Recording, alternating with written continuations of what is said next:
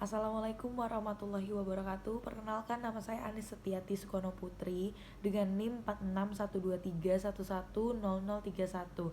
Saya dari Fakultas Psikologi Universitas Mercu Buana. Video ini saya buat sebagai bentuk pemenuhan tugas besar 2 pada mata kuliah Bahasa Indonesia oleh dosen Bapak Dadi Waras SSMPD. Pada kesempatan kali ini saya akan mempresentasikan makalah dengan judul Pemakaian Bahasa Indonesia di Wilayah Perbatasan antara Negara Kesatuan Republik Indonesia dan negara-negara tetangga.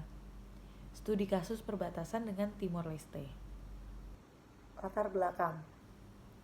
Wilayah perbatasan merupakan daerah yang unik dan penting bagi suatu negara karena memiliki karakteristik yang berbeda dibandingkan dengan wilayah lainnya.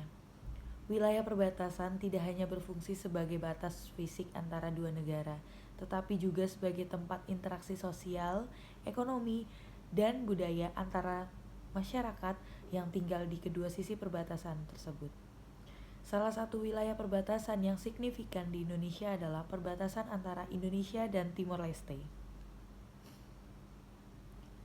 Timor Leste yang secara resmi dikenal sebagai Republik Demokratik Timor Leste merdeka dari Indonesia pada tahun 2002 setelah melalui proses referendum tahun 1999. Sebelum merdekanya, Timor Leste adalah bagian dari Indonesia selama 24 tahun sejak 1975.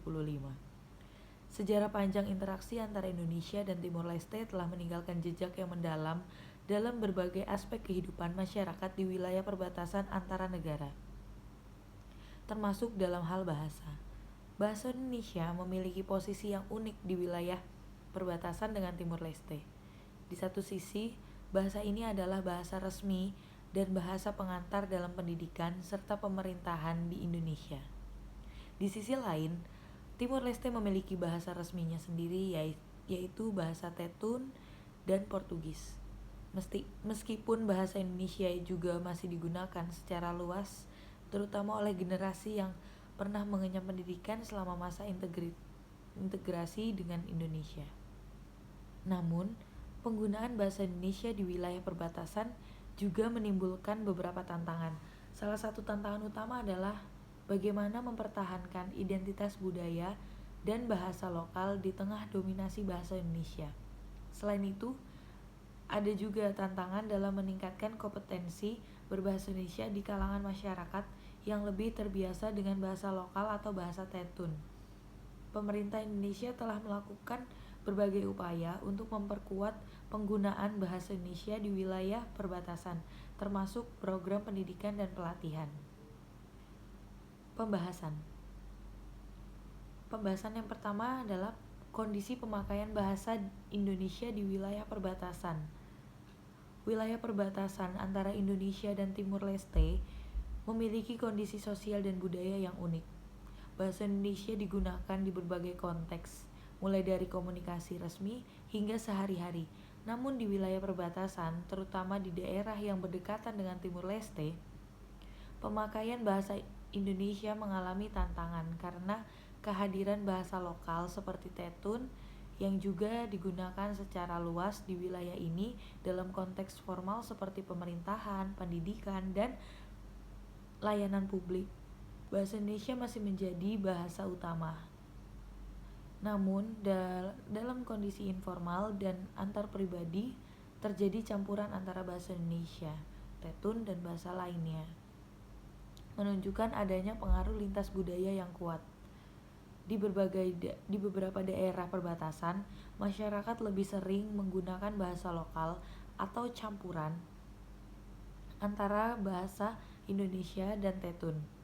Kondisi ini dapat disebabkan oleh kedekatan geografis dengan Timor Leste, serta intensitas interaksi sosial dan ekonomi yang tinggi antara kedua belah pihak. Selain itu, banyaknya pernikahan campuran antara warga Indonesia dan Timor Leste di wilayah perbatasan turut memperkuat penggunaan bahasa Tetun di lingkungan keluarga dan masyarakat. Fenomena ini memperlihatkan bahwa meskipun bahasa Indonesia memiliki status resmi, keberadaannya di wilayah perbatasan sangat dipengaruhi oleh dinamika sosial dan budaya lokal. Selanjutnya, faktor-faktor yang mempengaruhi pemakaian bahasa Indonesia.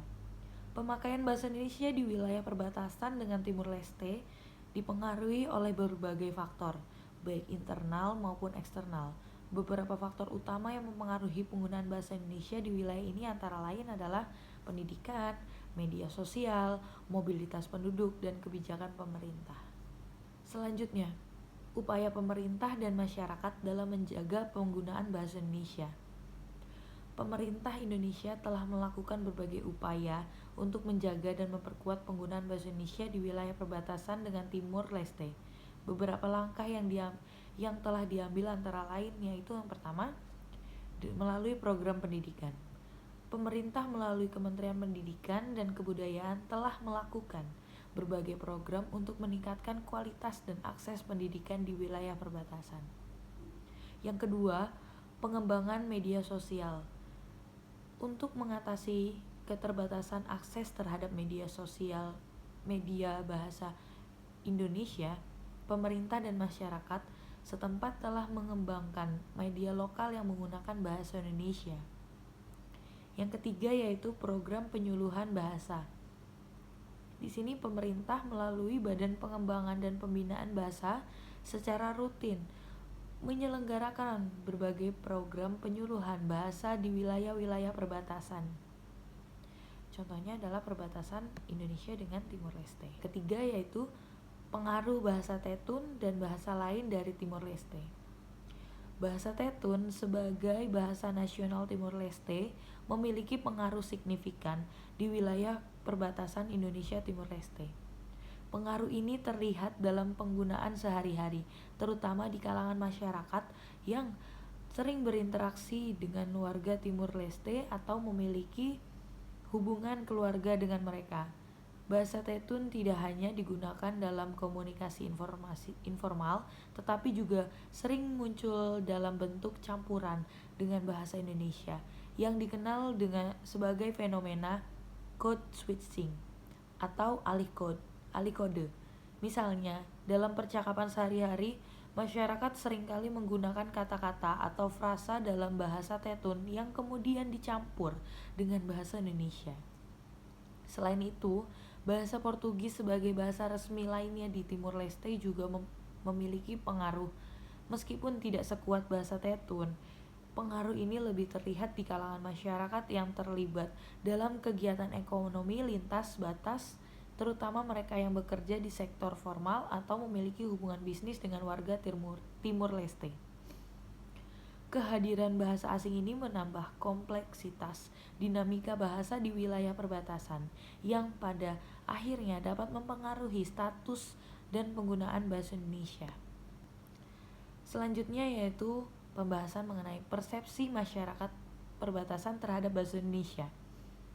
Persepsi masyarakat perbatasan terhadap bahasa Indonesia ini bervariasi, tergantung latar belakang sosial, pendidikan, dan interaksi dengan warga Timur Leste. Bahasa Indonesia dianggap penting untuk pendidikan, pemerintahan, dan komunikasi formal, tetapi bahasa lokal seperti Tetun masih dominan dalam kehidupan sehari-hari, terutama di kalangan masyarakat yang lebih tua atau tinggal dekat perbatasan. Generasi muda lebih menerima bahasa Indonesia sebagai bahasa modern dan bergengsi, terutama dalam pendidikan dan peluang kerja. Meskipun demikian, kekhawatiran muncul bahwa pengaruh bahasa Tetun yang kuat dapat mengancam dominasi bahasa Indonesia di masa depan. Oleh karena itu, penting bagi pemerintah dan masyarakat untuk memperkuat penggunaan bahasa Indonesia sambil menghargai keragaman budaya dan bahasa. Kesimpulan dari makalah ini adalah pemakaian bahasa Indonesia di perbatasan NKRI dan Timur Leste mencerminkan dinamika kompleks akibat interaksi budaya lintas negara. Bahasa Indonesia dominan dalam konteks formal seperti pemerintahan dan pendidikan. Tetapi pengaruh bahasa Tetun dan bahasa lainnya dari Timur Leste tetap kuat dalam komunikasi informal. Faktor-faktor seperti tingkat pendidikan, akses media, mobilitas penduduk, dan kebijakan pemerintah mempengaruhi penggunaan bahasa Indonesia. Tantangan seperti ini, keterbatasan sarana pendidikan, dan infrastruktur media masih ada, meskipun upaya pemerintah dalam mempertahankan bahasa Indonesia menunjukkan hasil yang positif. Masyarakat perbatasan cenderung bilingual atau multilingual dengan persepsi positif terhadap bahasa Indonesia, terutama di kalangan generasi muda. Namun, bahasa lokal masih kuat di kalangan masyarakat yang lebih tua atau yang memiliki hubungan erat dengan Timur Leste, mencerminkan dinamika sosial budaya yang mempengaruhi penggunaan bahasa. Selanjutnya, saran yang bisa kami berikan adalah yang pertama, peningkatan akses dan kualitas pendidikan berbahasa Indonesia. Pemerintah perlu meningkatkan akses dan kualitas pendidikan di wilayah perbatasan dengan memperbaiki fasilitas, menyediakan buku pelajaran, dan memberikan pelatihan guru. Program pendidikan berbasis bahasa Indonesia harus diperkuat untuk memastikan generasi muda menguasai bahasa Indonesia sebagai bahasa utama. Selanjutnya yang adalah pengembangan infrastruktur media berbahasa Indonesia. Program penyuluhan bahasa Indonesia harus berkelanjutan, mencangkup pelatihan bagi aparatur negara, pekerja sektoral publik, dan masyarakat umum. Selanjutnya ada kerjasama lintas batas. Pemerintah Indonesia dan Timur Leste dapat meningkatkan kerjasama dalam pertukaran budaya dan pendidikan untuk memperkuat penggunaan bahasa Indonesia dan mempererat hubungan kedua negara. Selanjutnya ada monitoring dan evaluasi kebijakan bahasa. Pemerintah perlu melakukan evaluasi berkala terhadap kebijakan bahasa di wilayah perbatasan untuk memastikan efektivitas dan penyesuaian dengan kondisi sosial budaya setempat. Demikian presentasi makalah kami. Kurang dan lebihnya kami sampaikan mohon maaf. Terima kasih.